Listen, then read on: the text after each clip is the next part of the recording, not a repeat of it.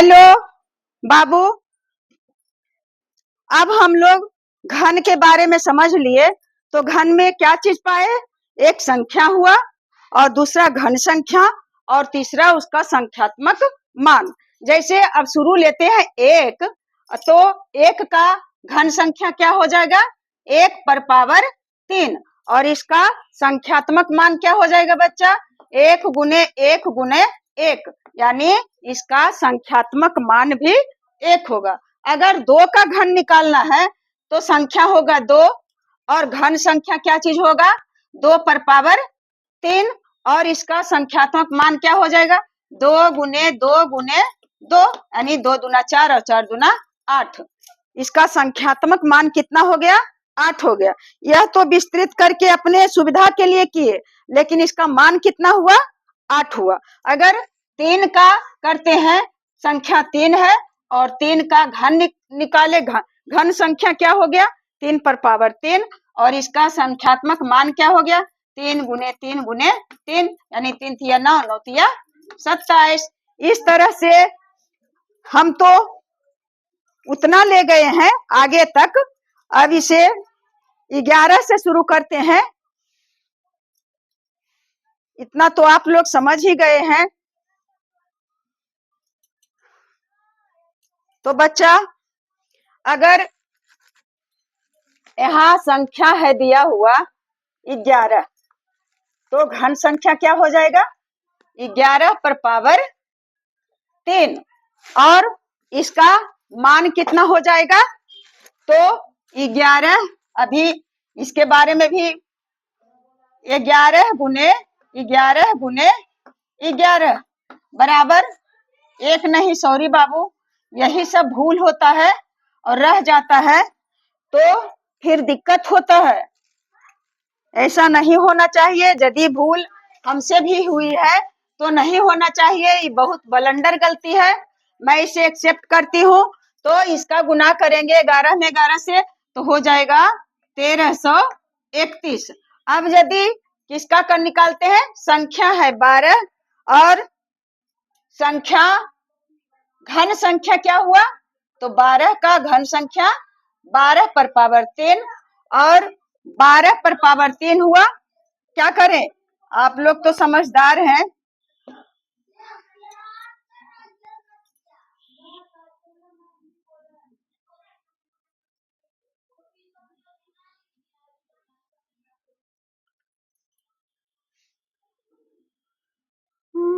बोले सूरत पे मोहन, दिल दीवाना हो गया। सांबोले सूरत पे मोहन, दिल दीवाना हो गया। दिल दीवाना हो गया तेरा, दिल दीवाना हो गया। सांबोले सूरत पे मोहन, दिल दीवाना हो गया। तो बच्चा, संख्या हुआ 12, और घन संख्या हुआ 12 पर पावर 3, और अब इसको क्या करेंगे? 12 को 3 बार गुना करेंगे, तो 12 गुने 12 गुने 12। अब इसको गुना करके 3 बार आप गुना करके लाइएगा, तो हो जाएगा 1728। कितना हो जाएगा? 1728। इसके बताने के पीछे भी कोई राज है, मैं चलती हूँ उसके आगे। और 13 का अगर घन संख्या है 13, संख्या दिया हुआ है 13, तो इसका घन संख्या कितना हो जाएगा? तो घन संख्या हो जाएगा 13 पर पावर 3, और इसका संख्यात्मक मान क्या हुआ? 13 गुने 13 गुने 13। अब 13 को 3 बार करेंगे हम गुना, तो कितना आएगा बच्चा? 2197। कर लीजिएगा। बार बार एक ही चीज को क्या करें गुना? 13 में 13 से गुना करेंगे तो 169 आएगा, फिर उसमें 13 से गुना करेंगे तो आ जाएगा 2197। यदि 14 को लेते हैं संख्या क्या लिए 14 और तो संख्या घन संख्या हो गया 14 पर पावर 3 यानी यही हो गया घन संख्या। और अगर इसे करते हैं तो 14 गुने 14 गुने 14 तो 14 में 14 से गुना करके जो गुणनफल आएगा और उसके बाद फिर 14 से गुना करेंगे तो आ जाएगा 2744। कितना आ गया बच्चा 2744। 2744 कहें या 2744 कहें बात बराबर है। यह 2197 है, यह 7 है 7। अब संख्या है 15। संख्या कितना हुआ है बच्चा 15। तो अब इसका घन संख्या हो गया 15 पर पावर 3 और इसका संख्यात्मक मान यानी घन का कितना मान आया है 15 का घन कितना आता है तो 15 गुने 15 गुने 15। सिर्फ घन कहेंगे तब तो उस पर पावर 3 दे दिए, लेकिन उसका मान कितना आया तो 15 को 3 बार गुना करके और जितना आएगा उतना हमें लिखना है। तो क्या आ जाएगा 3375। पहले 15 में 15 से गुना करेंगे और उसके बाद फिर उसमें 15 से गुना करेंगे। कैसे किए देखिए, यहाँ पहले 15 से 15 से गुना किए तो 15 पचे 75 और 15 का 15 तो 15 और 7 5 12 और 1 1 2 कितना आ गया 225। उसके बाद फिर 15 से करते हैं तो 5 5 25 और 5 दूनी 10 2 12 5 दूनी 10 और 10 और 1 11 फिर 5 2 2 कितना आ गया 5 5 2 7 2 1 3 2 1 3 कितना हो गया 3375। इसी तरह से हम लोग आगे आगे उड़े नहीं, धीरे धीरे सीखे, परंतु बस सब दिमाग में आते जाना चाहिए। तो संख्या हुआ 16 और घन संख्या हुआ 16 पर पावर 3 और इसका हम मान निकालेंगे, संख्यात्मक मान निकालेंगे तो 16 गुने 16 गुने 16 आ गया। तो इसका तो हो जाएगा इस पर 16 गुने 16 गुने 16 तो गुणनफल आएगा 4096। कितना आएगा बच्चा 4096। उसी तरह से फिर 17 का करते हैं तो 17 हो गया संख्या और 17 का घन संख्या यानी 17 पर पावर कितना है 3, यह हुआ घन संख्या। और संख्यात्मक मान निकालेंगे तो 17 गुने 17 गुने 17 गुने 17 तो अब इसको 17 17 गुना करके फिर उसका करेंगे गुना 17 से तो आएगा 49 13। इसे आप लोग को जो विद्यार्थी हैं उन्हें तो याद कर लेना चाहिए और ऐसे तो बस जानना है, अपने बच्चों को बताना है, अपने भाई बहनों को बताना है। तो इस तरह से जान लेना है कि 3 बार हम गुना करेंगे और उसी तरह से समझा करके और बताएंगे। अगर 18 का करना है तो क्या होगा संख्या हो गया 18 और 18 पर पावर 3 और फिर ठीक उसी तरह से जैसे हम लोग ऊपर में कर रहे हैं उसी तरह से अब इसको विस्तृत जानकारी हम करेंगे, संख्यात्मक मान निकालेंगे तो क्या हो जाएगा बच्चा 18 गुने 18 और गुने 18। तो अब इसका 18 गुने 18 गुने 18 तो 18 में 18 के गुना करेंगे और उसको फिर 18 से गुना करेंगे तो हो जाएगा 5832। क्या हो जाएगा 5832 5832।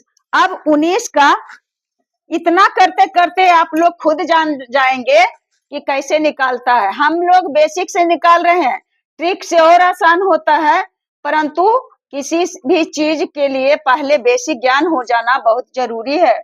तो 19 का घन संख्या निकालेंगे तो 19 पर पावर 3 हो गया, और 19 का संख्यात्मक मान निकालेंगे तो 19 गुने 19 गुने 19 बराबर कितना हो जाएगा बच्चा? 19 19 19 3 पर गुना करेंगे तो 68 59 हो जाएगा।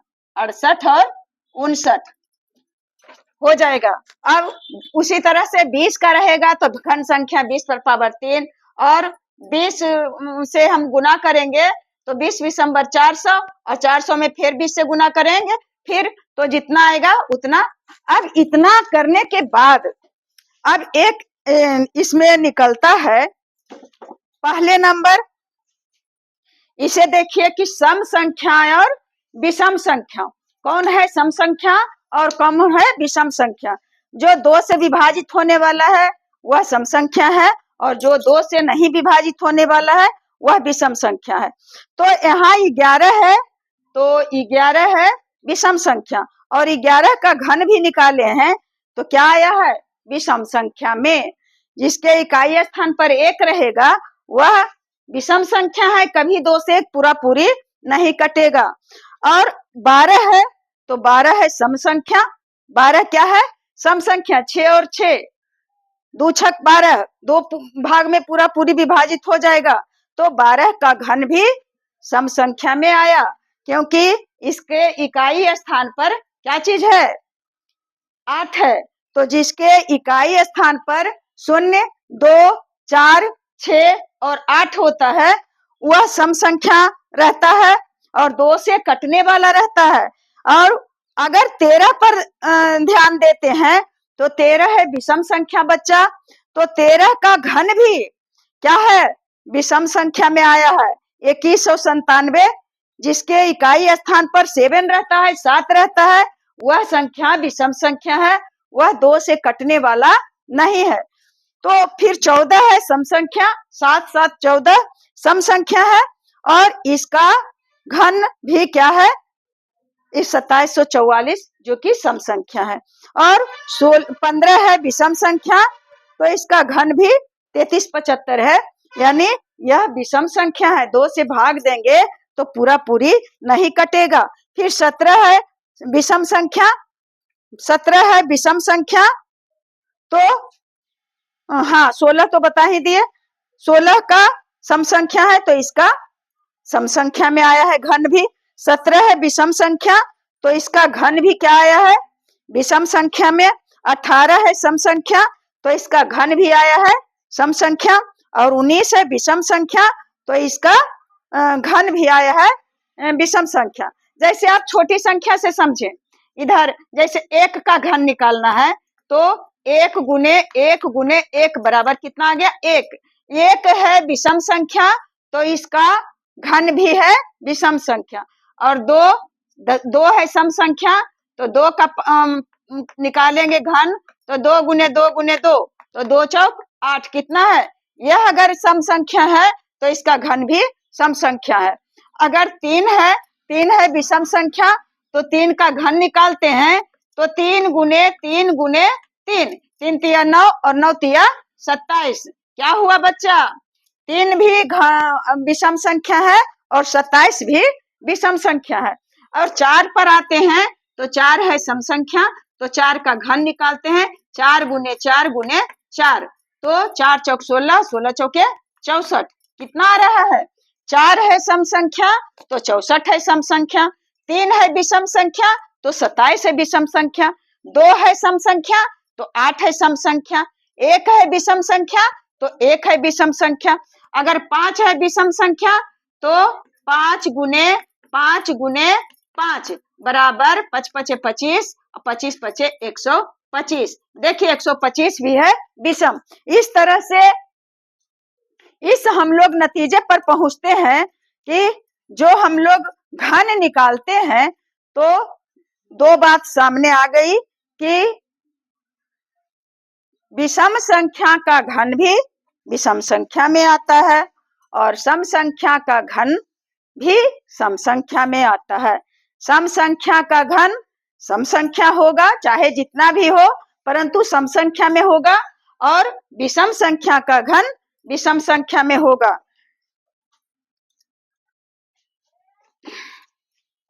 अगर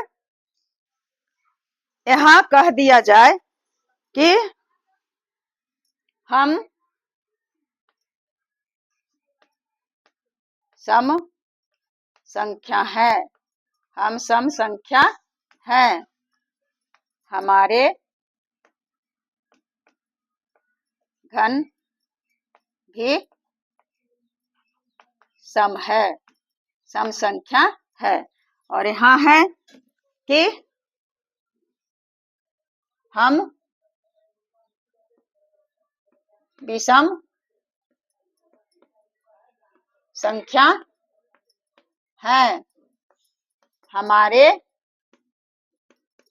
घन भी विषम संख्या है।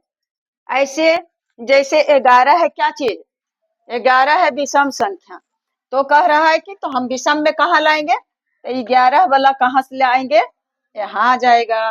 और 12 है सम संख्या, तो 12 वाला कहाँ चल जाएगा, यहाँ चल जाएगा। 13 है विषम संख्या, तो ये आ जाएगा इधर। 14 कहाँ चल जाएगा, 14 चल जाएगा इधर। 15 है विषम संख्या, इसका घन कह रहा है कि हम है विषम संख्या, तो विषम संख्या इधर आ जाएगा। और ये कह रहा है कि हम है सम संख्या, तो इसका कहाँ चल जाएगा, जगह रहता तो और ज्यादा अच्छा लगता बताने। फिर 17 है विषम संख्या, तो विषम संख्या के तरफ यहीं पर जाएगा, यह विषम संख्या, और ये चल जाएगा कहाँ, 18 सम संख्या है तो यहाँ जाएगा। फिर 19 विषम संख्या है तो यहीं रहेगा। फिर 20 सम संख्या है तो कहाँ जाएगा, यहाँ चल जाएगा। इस तरह से अब हम लोग अच्छी तरह से समझ गए कि सम संख्या का घन भी सम संख्या होता है और विषम संख्या का घन भी विषम संख्या होता है। इसे मैं क्यों मिटाऊं, इसे रहने देते हैं बेटा।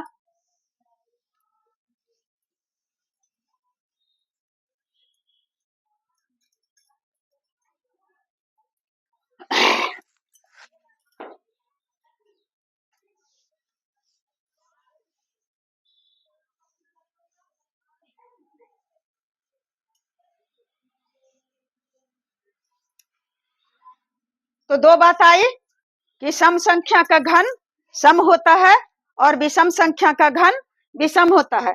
जैसे वर्ग की बात लेते हैं तो 1 का वर्ग हुआ 1 गुने 1 बराबर 1, और 2 है तो 2 का वर्ग हुआ 2 गुने 2 बराबर 4। 3 का वर्ग हुआ 3 गुने 3 बराबर 9, और 4 का वर्ग क्या हुआ 4 गुने 4 बराबर 16। 5 का वर्ग कितना होगा, 5 गुने 5 बराबर 25, और 6 का वर्ग कितना हो जाएगा, 6 गुने 6 बराबर 36, और 7 का वर्ग कितना होगा, 7 गुने 7 बराबर 49, और 8 का वर्ग कितना होगा, 8 गुने 8 बराबर 64। उसी तरह से 9 का वर्ग कितना होगा, 9 गुने तो होगा 81, और 10 का वर्ग कितना हो जाएगा, 10 गुने 10 बराबर 100। तो इससे क्या साबित होता है, यही बात इसमें भी है। एक विषम संख्या है तो एक का वर्ग भी विषम है, और 2 सम संख्या है तो 2 का वर्ग आया 4 तो 4 सम संख्या है। 3 विषम संख्या है तो 3 का वर्ग है 9, यानी इसका वर्ग भी विषम में है, और 4 सम संख्या है तो 4 का वर्ग 16 है जो सम संख्या है। 5 विषम संख्या है तो 5 का वर्ग 25 है, विषम संख्या है। 6 सम संख्या है तो 6 का वर्ग 36 है जो सम संख्या है। 7 विषम संख्या है तो विषम संख्या है तो 7 का वर्ग भी विषम संख्या 49 है, 2 से नहीं कटने वाला है। 8 सम संख्या है तो 8 का वर्ग भी 64 है, सम संख्या है। 9 विषम संख्या है तो 9 का वर्ग भी 81 है, यानी विषम संख्या है। 10 का वर्ग, यहाँ पढ़ा रही हूँ घन, लेकिन पढ़ाने के क्रम में जो बात आ जाती है तो मुझे लगता है कि इसे भी थोड़ा सा पुनरावृत्ति कर देते हैं तो हमारे जो व्यूअर्स हैं उन्हें कोई परेशानी नहीं होना चाहिए। तो बच्चे, वर्ग में भी वही बात है कि जो दी हुई जिस संख्या का वर्ग निकालना है, संख्या है, उसका वर्ग संख्या तो घातांक 2 होगा और उसका मान विषम संख्या का विषम होता है और सम संख्या का सम होता है। विषम विषम, सम सम, विषम विषम, सम सम, विषम तो विषम, सम तो सम, विषम तो विषम, सम तो सम, विषम विषम, सम सम। यानी हम लोग यहाँ जो पूर्ण संख्या प्राकृत संख्या जानते हैं तो उसमें भी एक के बाद एक सम संख्या आता है और उसके बाद विषम संख्या आता है। जैसे एक एक विषम संख्या है, एक के बाद 2 पर जाते हैं तो 2 सम संख्या, 3 है विषम संख्या और 4 है सम संख्या, 5 है विषम संख्या लेकिन 6 है सम संख्या, 7 है विषम संख्या परंतु 8 है सम संख्या, फिर 9 है विषम संख्या तो 10 है सम संख्या, 11 है विषम संख्या तो 12 है सम संख्या, 13 है विषम संख्या तो 14 है सम संख्या, 15 है विषम संख्या तो 16 है सम संख्या, 17 है विषम संख्या तो 18 है विषम सम संख्या, तो 19 है विषम संख्या तो 20 है सम संख्या, 21 है विषम संख्या तो 22 है सम संख्या, 23 है विषम संख्या तो 24 है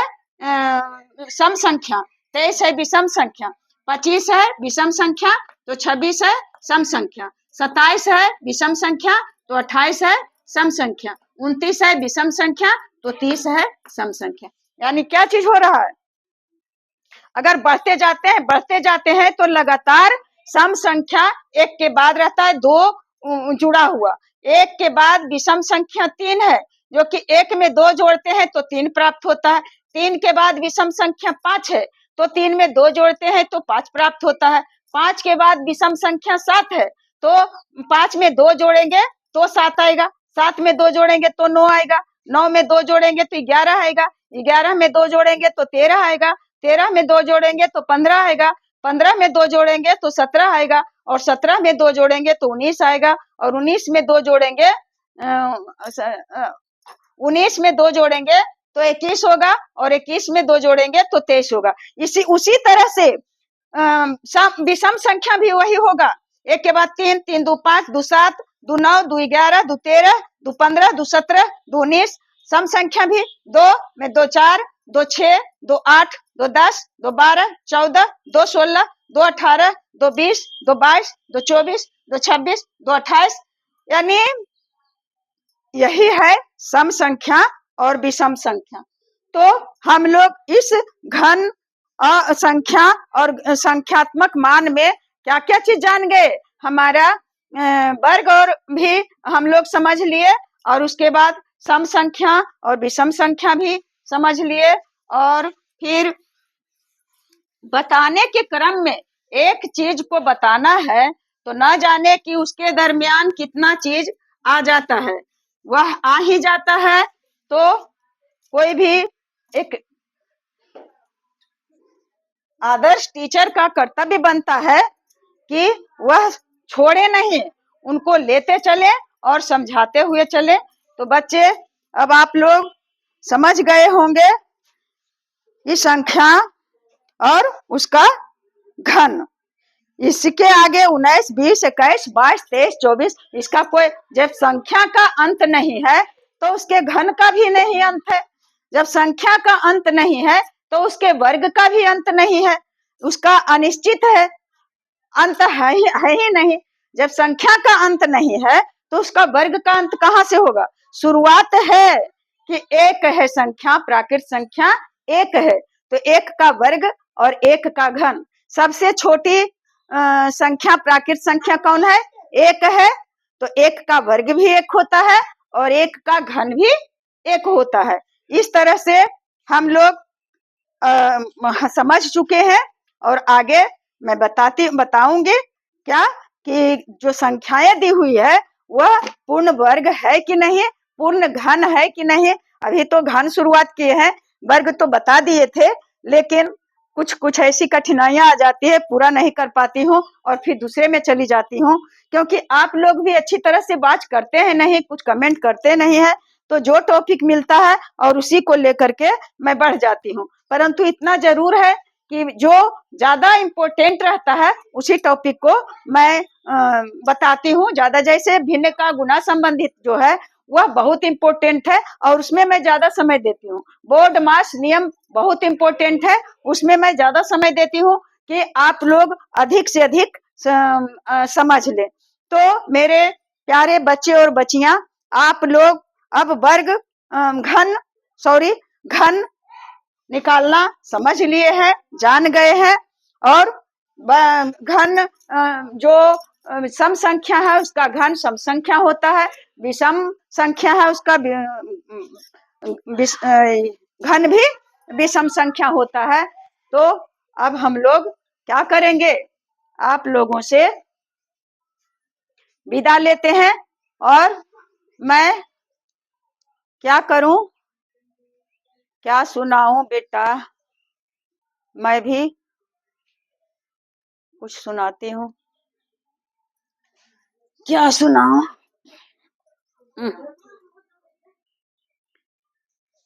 कन्हैया मेरे